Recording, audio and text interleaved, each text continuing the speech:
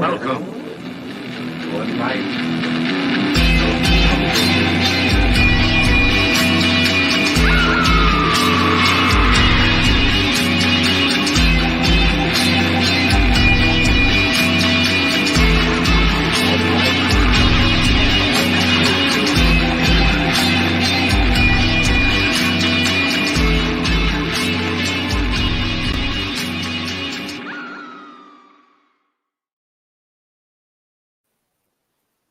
Hello and welcome to Reaper's Digest, your one-stop shop for all things horror, B-movie, fantasy, and pulp. I am Blake. And I'm Duke. How you doing tonight, Duke? I'm doing great. How about you, Blake? Got a belly full of pizza and beer, so I'm a happy man. Okay. What are you drinking tonight? I'm drinking Sweetwater's 420 strain, Oh, G13 yeah. IPA. That's good stuff. That's good stuff. I am drinking Naked River Sexy Mexi. It's a lager. And this is the first time I've ever tried this particular one before. I usually go for stouts or IPAs, and I looked at that and thought, I'm in a mood for a lager tonight. So I grabbed it. It's pretty good. It's very smooth. Very good. I love Mexican lagers myself. I do too. You know, ironically, the only true Southern German Czechoslovakian lager that you can get is Mexican. Really? Because What's that? the Mexican brewing industry was started by people that immigrated from Austria and Czechoslovakia, and they're the only people in the country that are only people in the world that are mass producing real Pilsner lagers. Really? Yep. Huh. You got to give it to them. Yeah. I love now, German. Of course, I mean, a lot of these craft beers are there are a lot of craft companies that are producing Pilsner lagers and stuff. But as far as the big companies, Corona and Dos Equis are the only ones that are producing it large scale. Really? Yep. Now, I love me a Modelo. That's my beer of choice when I'm out. Oh, yeah. Modelo's excellent. I love it. Yeah. Yep. Good A stuff. little salt and lime. Yes. Good stuff. Yep. Good stuff. Yep. So tell me a little bit about yourself, Duke, for those of us who might be joining us for the first time. Okay. Well, my name is Duke Ralston, and I am one of the creators behind Tennessee Macabre. I play the Grim Reaper, and Tennessee Macabre hosts classic B horror movies. Also, I am a writer, and I am currently working on a novella that is being serialized in Pulp Factory e-zine. And it is a horror western called Redemption. But there's lots of great stories along with that in Pulp Factory e-zine. If you've never read it, you need to dig it up on the internet and give it a read.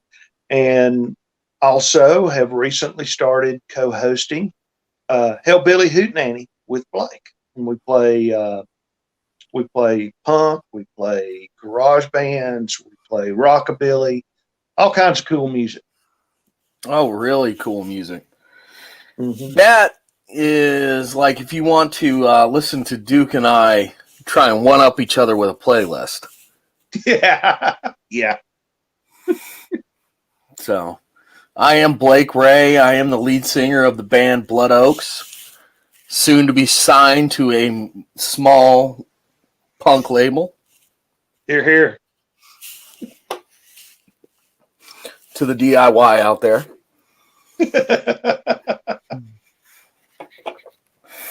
And I am, well, one of the recurring characters on Tennessee Macabre.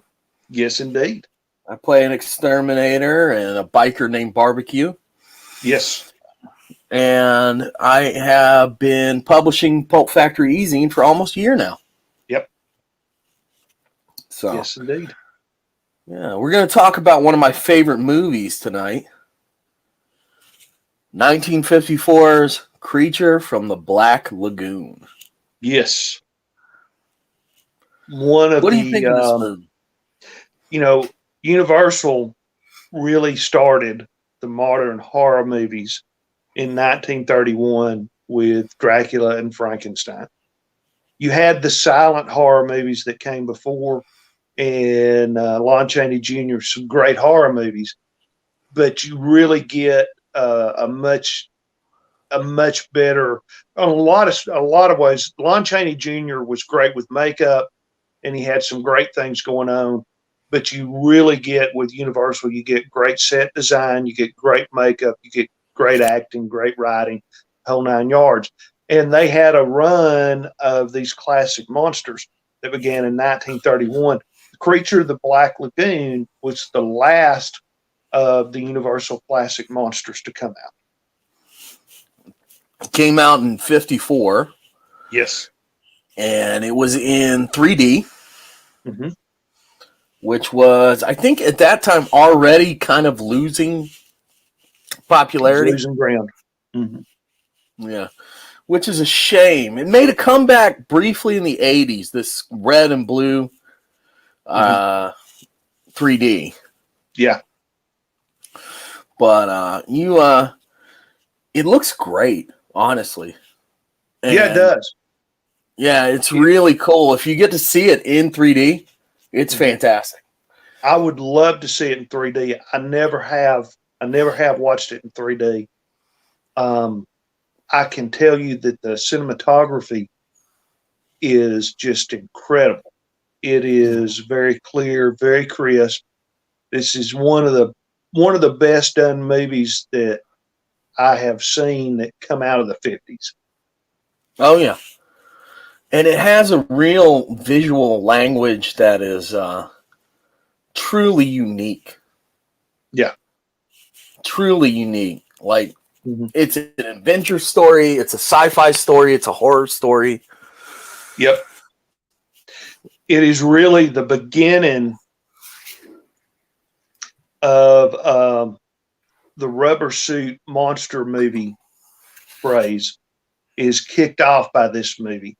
And there is, one of my favorite rubber suit monsters is Monster Pedras Blancas, which is well written, well acted, has a lot of things going for it, but has just a horrible, horrible suit. Yeah. And the suit in Creature of the Black Lagoon is one of the best details. I love the scenes where he's out on land and you can actually kind of see his gills working. Yeah. That's one of the neatest effects I've ever seen in a movie. They tried to replicate that in a few other of these types of movies, these monster from the water movies. And it's not an effect that translates easily. No, it really isn't. And they pulled it off really well in this movie. They really do. They really do. So, full disclosure, this is one of my favorite movies of all time. I've got the creature tattooed on my arm. I watch this about once a year. Yeah. Not as often as Jaws or Predator 2, but about once a year. Once a year. Yep. Yeah. Just to reintroduce myself, I have seen this in 3D in a theater. That's cool. Yeah, the Plaza Theater, which is the longest continuously open theater in the Southeast, had a showing of it. Okay. And they ran the original 3D print, and it was a print. It was a 35 millimeter. And they ran the original 3D, handed out the glasses, the whole nine. It was a hoot. That sounds like a blast. It really was. Yeah. Now, that is how we found out that my wife is blind in one eye. Oh. Because the 3D wasn't working for her. Oh, dear. She was like, why is this movie all red? So. Wow. Yeah.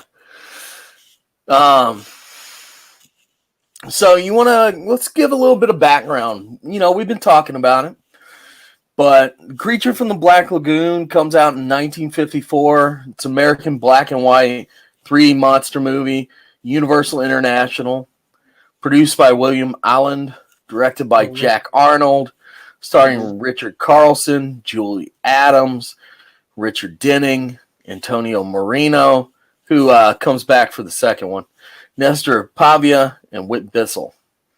The creature's played by Ben Chapman on land and Rico Browning underwater. Yep. Now, it premiered in Detroit on February 12th and was released regionally, which is something they used to do a lot of. Mm-hmm. They would kind of go market to market, seeing how it did. I'm just sitting here trying to picture in my mind walking into a Detroit theater in February 12th of 1954 after you pushed the snow out of the way of the door to watch The Creature of the Black Lagoon. It kind of has that tropical quality in it. I really like that. That's a really cool tidbit of information, Yeah. So they it was, like we said, 3D. The red and blue glasses. Originally, it was not in the red and blue. Yeah. Yeah. It was in the polarized light method. Yes. You wore viewers with gray filters, similar to what you kind of use today. Mm-hmm. And it was put out in later iterations. Yeah. So in 75, it was re-released in the red and blue, and that's usually what you'll see if you see it in 3D. Mm-hmm. That was also used for the Betamax and the VHS video cassettes. Right. You know what I found out researching this? What's that? The creature actually premiered on TV before he premiered on the big screen. It did? For marketing reasons, he was on the Colgate Comedy Hour with Abbott and Costello. Oh, yeah. Okay. Which actually came out right before the film's release. Makes sense. So Abbott and Costello were a big act in the 40s. They'd had a series of hits where they paired off against the older Universal monsters. So it makes sense to market it by going to Abbott and Costello. Yeah. So it actually he showed up on TV in a comedic role before he showed up on the big screen. Yeah. Which is wild. Yeah. Because Abbott and Costello met the Wolfman, they fought Dracula, they met Frankenstein. Invisible Man. The Invisible Man. That's a good one. Yeah. You had two sequels. One that came out right after, the year after, 1955. Mm-hmm. It was also released in 3D. And then The Creature Walks Among Us, which was released in 56, but it was filmed in 2D. Trivia question. What's that? What famous actor got his start in The Creature Walks Among Us? Ooh, I don't know. It is an unbilled and a silent role. Clint Eastwood. Oh. He played a lab tech. Really? Yep.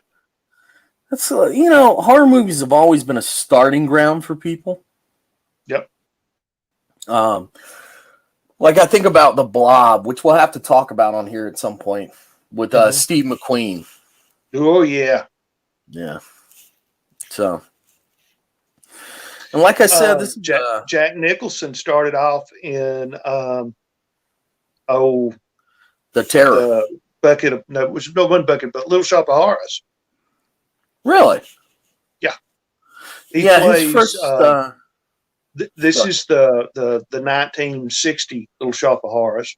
and Jack Nicholson plays the pain junkie that goes to the dentist, and it actually turns out to be Seymour who's there, because Seymour's killed the dentist, and so Seymour drills holes in his teeth and all kinds of stuff.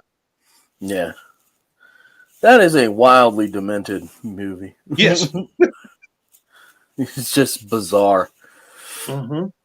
So, well, let's before we get too much further into this, let's talk about what actually happens in the movie. Oh, let's do. So it starts off, well, first things first, it starts off with this weird, like, introduction. Mm-hmm. Talking about evolution, the development of life on Earth. Mm-hmm. Then it jumps in, and you've got this Amazonian expedition that uncovers a fossil, and the fossil is this skeletal webbed-fingered hand. Yeah. So they're saying that it is a link between land and sea animals. Yes.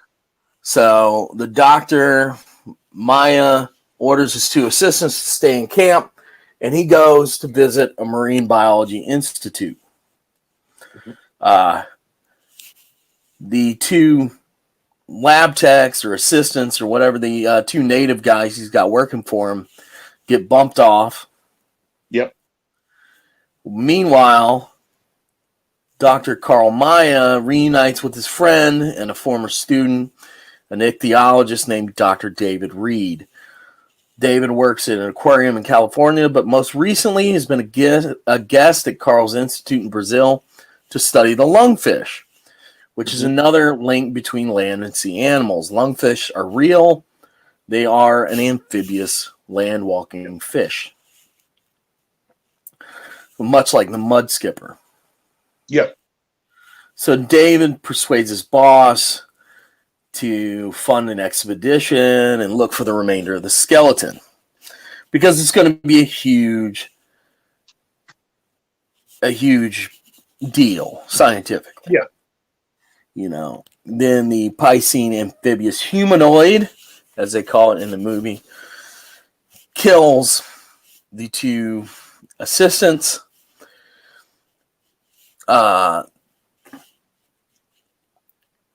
And we cut. The group from the lab in Brazil is aboard what was called a tramp steamer, a little riverboat steamer called the Rita, captained by Lucas, who is the only character who comes back in the second one. Right? Right. You've got David, Carl, Mark, David's girlfriend, Kay, and another scientist, Edwin Thompson. They arrive at the camp. They discover the assistants have been killed. They don't find anything. They know it's an animal attack, but you're in the jungle. So they're like, whatever. We're going to keep digging. So, long story short, they don't find anything. They think that maybe the skeleton fell into the water and washed downriver into what is called the Black Lagoon, a place where no one returns. From there on, it's pretty standard monster movie fare. You know, Kay goes swimming, the gill man watches her. They drag up a claw. The gill man kills a couple people. Mark, who is like the more Machiavellian member of the team, is obsessed with killing the creature.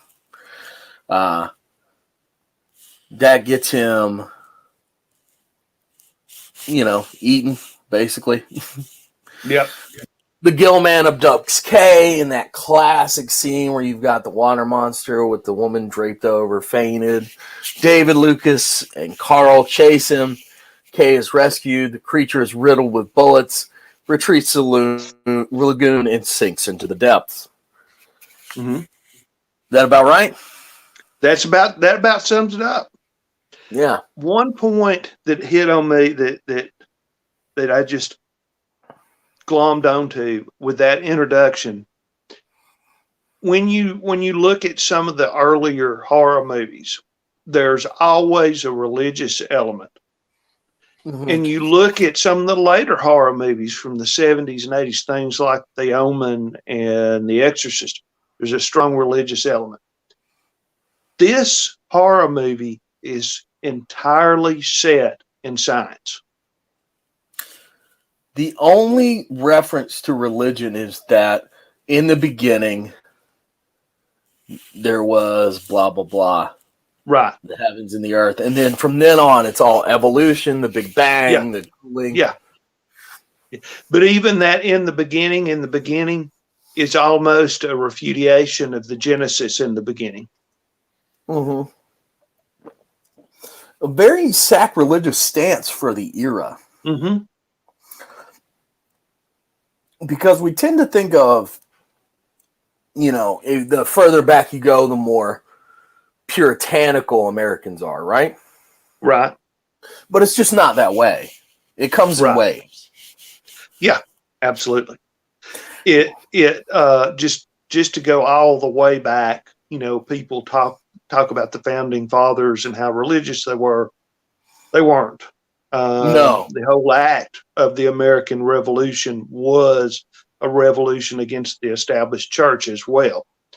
And you have a wonderful period in the 1700s till the Great Awakening, when the United States was pretty much religion free. I mean, it was not, people went to church for social reasons. It was not a particularly religious country. And then you, like you say, you have waves and you have fits. And the post-war era, when American science and technology had triumphed over everything, and America is kind of looking down the barrel of starting the space race, is kind of that time when the real religion in American social life is science. Yeah. It was the Atom Age. Mm-hmm. Exactly. Exactly. But you didn't talk about it. It wasn't proper to deny something like that. No, you didn't come out and deny it, but yeah. Because it's the Eisenhower era. It's all about appearances. Oh, absolutely. And that, I think, is a lot of what this is about. Yes. Right? This is American ingenuity, American technology versus primordial creature, right? Absolutely.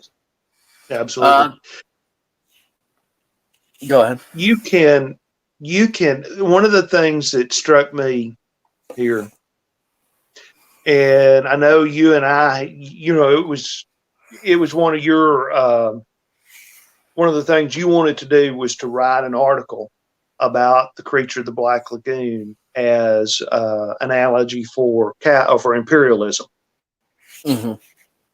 And you and I had talked a little bit about that, and then you sent me some of what you'd written, and we discussed it a little bit. And I'm watching this, and the thing I'm seeing, as any good American imperialist, I'm going to switch the subject to British imperialism. And I'm going to say Mark is very much like Cecil Rhodes.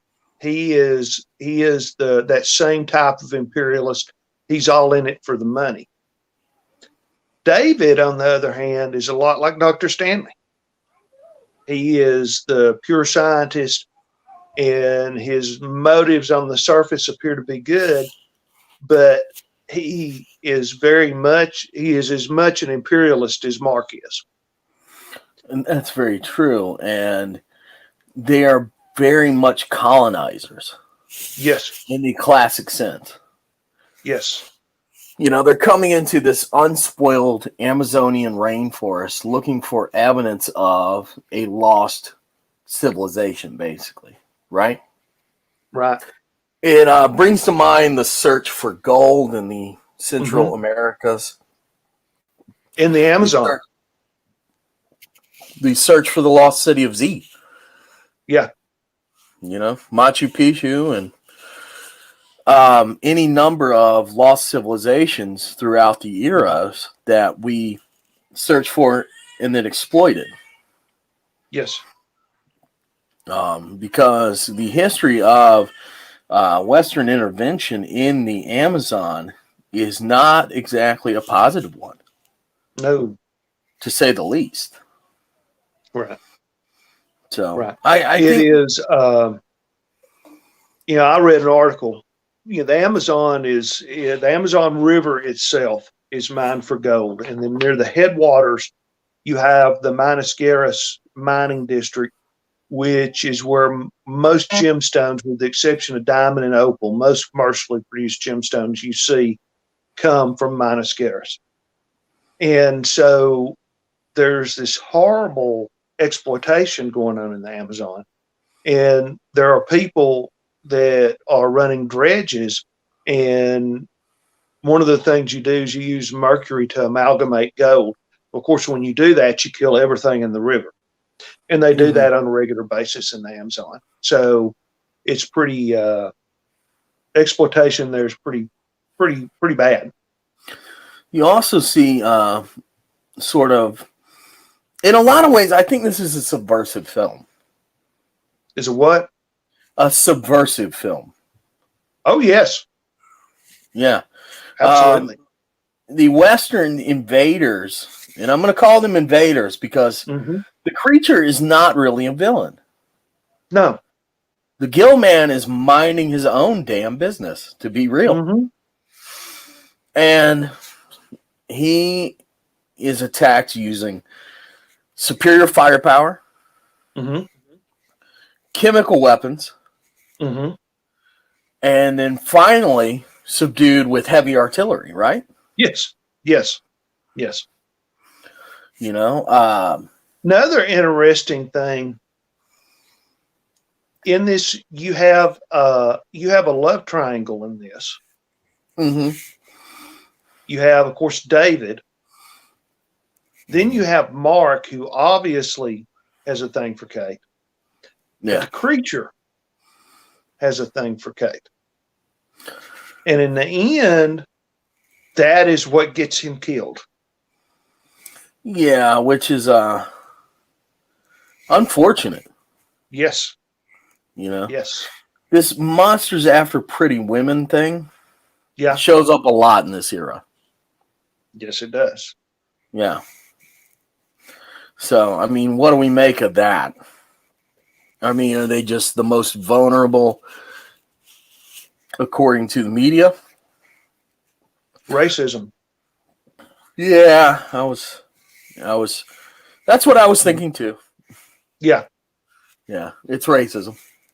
The outsider wanting the pretty white woman. Yes. Absolutely. Yeah.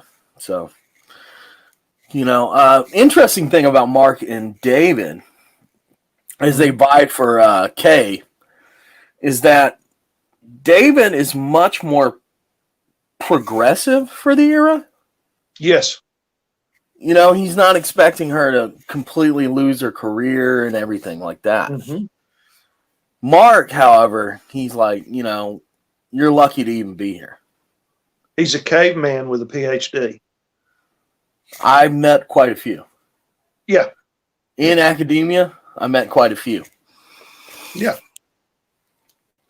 And one of the things that I like about David, and this reminds me, there's a lecture in The Mummy where the old archaeologist is lecturing the young archaeologist, who ultimately goes crazy a few frames later, and he says there's more to be learned in these little shards and fragments than in all the gold and treasure in Egypt. And you kind of get that same speech where Mark is sort of lecturing, David is sort of lecturing Mark about the lungfish, because initially he doesn't want to abandon his lungfish study to go after this creature, because he says, what he's doing is just as important scientifically.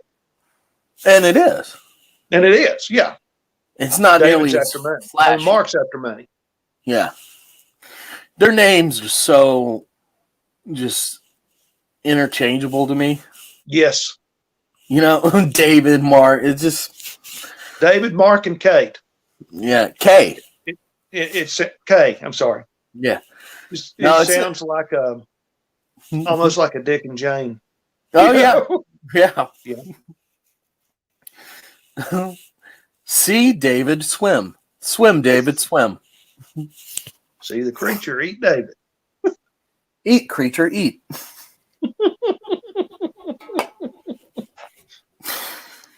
So, but I think this movie has a lot to say about imperialism, about traditional values, about colonization and exploitation, capitalism in general. Yeah. Because if we're saying that science is the religion of the time, then capitalism is only holding science back. Yeah. So that means that capitalism is actually anti-God as in a certain way, right? Right. It is the antithesis of if your religion is science, it is the antithesis of that. Yeah, because pure scientific reasoning should make everything equal, right? Mm-hmm. Yeah. Also, there's the idea of preservation of life is important in this. Yeah.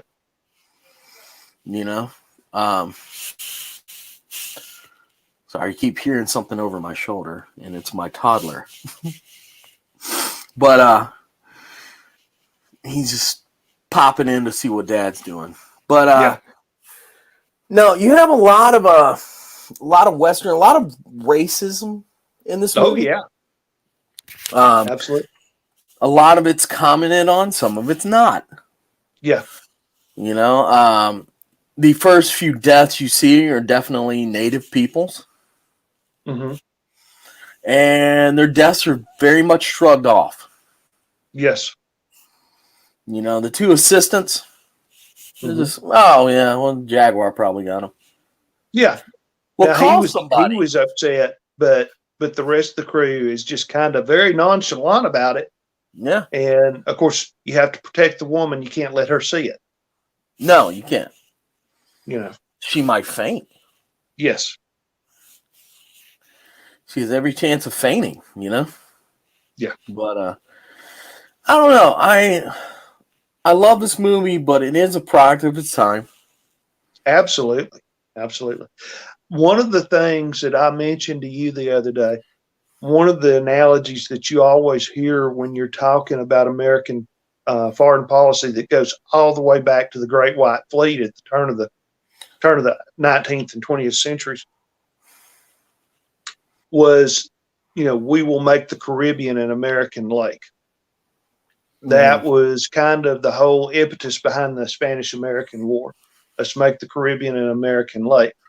And the Rita makes the Black Lagoon an American lake. It does. She goes in, she sits in the middle of it, and when things get hot, she starts using biological weapons. Oh yeah. So now, the Rita is kind of a analogy for a battleship. Yeah. This has got one of my favorite tropes from this era in it. Yeah. And that is the science gun. The what? The science gun. Oh. That is when a scientist brings a pistol or a harpoon gun in this case. Yeah. For no discernible reason. Yeah. Now, if they had a rifle, I get it. They're Jaguars. Yeah. But the spear gun has no purpose. None. They're not expecting to find a biological entity. Right. So it's got the science gun. If hypotheses don't work, this will. Yeah. or shoot it. Yeah. So, I mean, another thing that keeps getting brought up about this movie is the idea that they're going to remake it one day, right? Yeah. What do you think about that? That they're going to what? Remake it. Reboot it. Remake it. No. There are some movies that are so iconic that I don't believe that they can be remade. And I think this is one of them. Okay. This movie captures time and place as much as it does anything else. And if you try to remake it now, you lose that time and place. I think Universal a few years ago tried to create a monster universe with Dracula, the Untold Dracula, and the Mummy.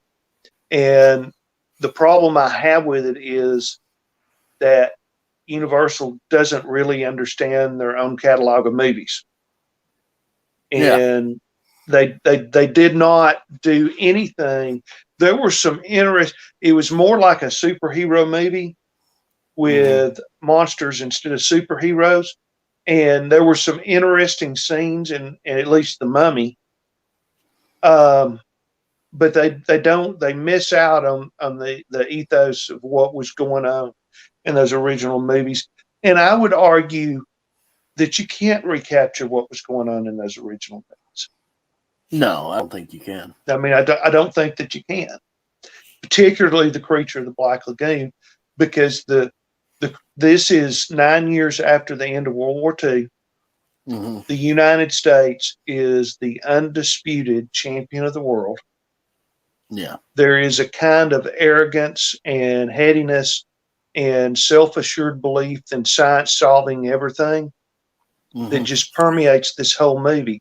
And you can't duplicate that now, I don't think. You don't think in a post 9/11 world we don't have a little bit of that? I think in a post 9/11 world.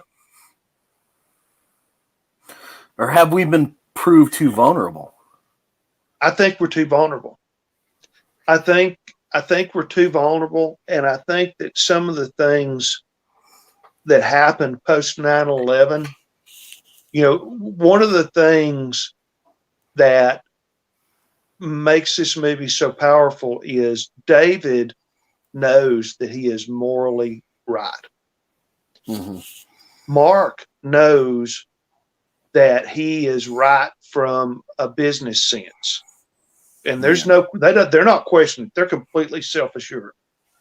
I think now, if you make that same movie, I think even after Vietnam, if you make that same movie, you can't make it without asking those questions about, are we right to be here?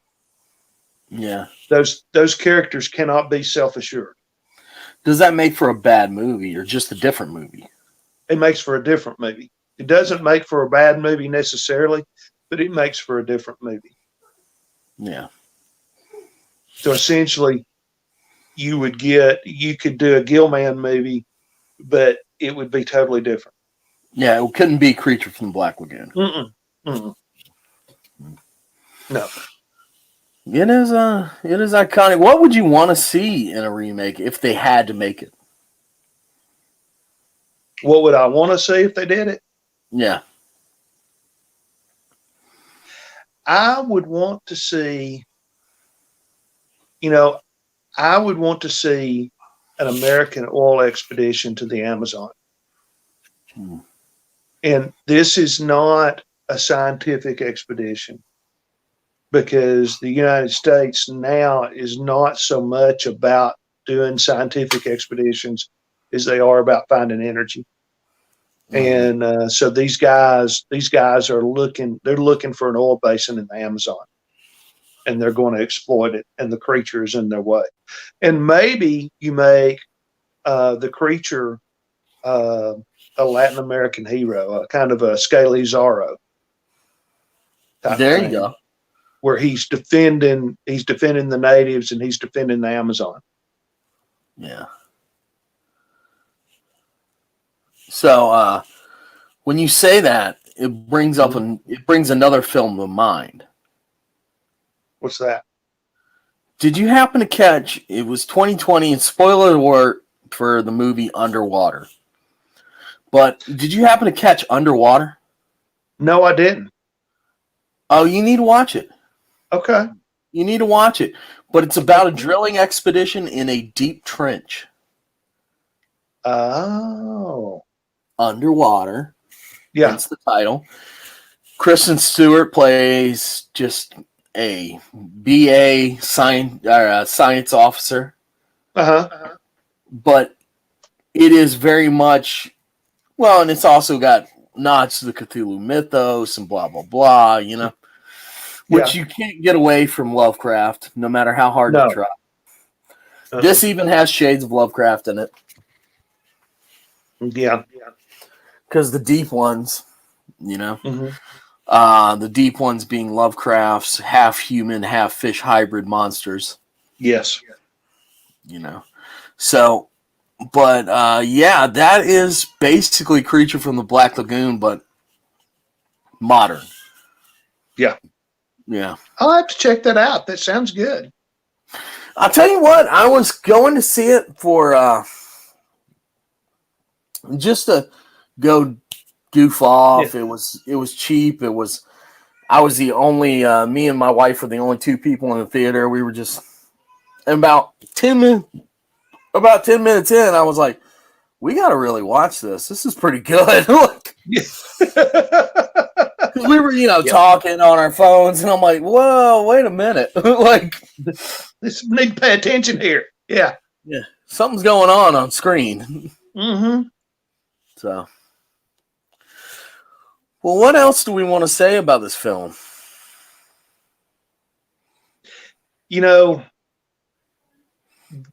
I'm trying, and I can't find a way to put this into words.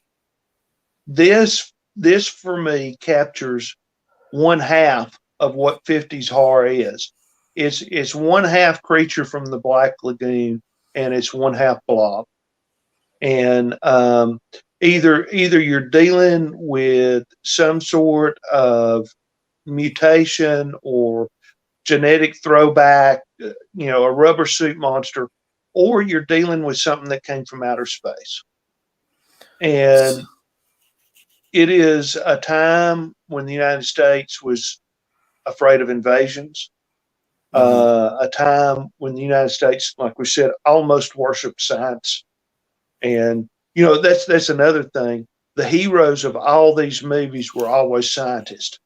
Either they were scientists or military figures that were leading a response, and half the time they were military scientists, So it is, there's a lens in there from probably 1954 to maybe 1965, and the States sees itself a certain way. And I would say the Hot Rod monster movie epitomizes that. Yeah, it does. It does. Yeah. Like the giant Gila monster. Yeah. Oh, yeah. Or Gila monster, rather. Yeah. The giant Gila monster is the quintessential drag race monster movie. Yes. It captures, you've got some elements that go into it. You got drag racing culture. You got rock and roll that feed into it. Although you don't have rock and roll and drag racing culture in here, in this particular movie, this type of movie gives rise to that. You've got a bunch of kids and dragsters that are helping law enforcement and government officials defeat the monster. Yeah. So it's kind of like Disney on acid, Which is the best way to go to Disney World. Yeah. Yeah. Unless you're afraid of rats. So absolutely. I think that's about our time for tonight. Okay. What do you got to promote, dude? Well, of course, I want everybody to tune in Tennessee Macabre. We're going to be on Saturday nights on ITV Chattanooga at 10 Central Time.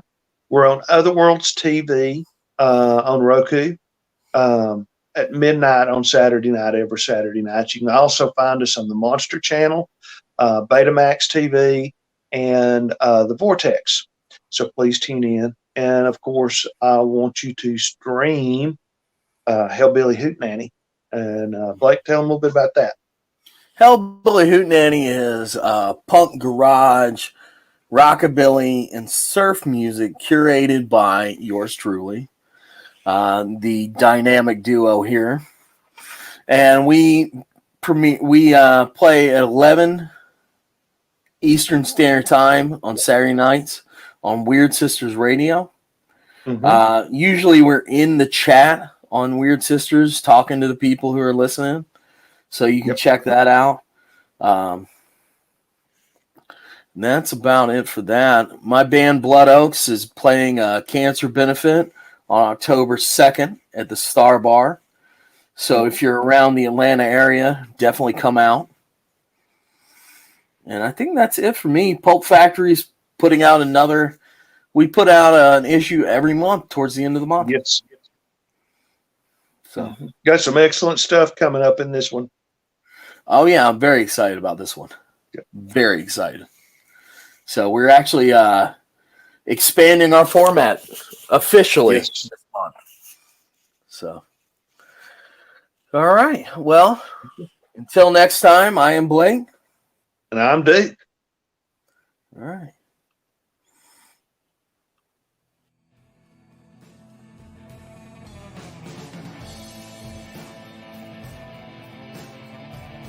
Thank you for choosing the Reaper's Digest podcast.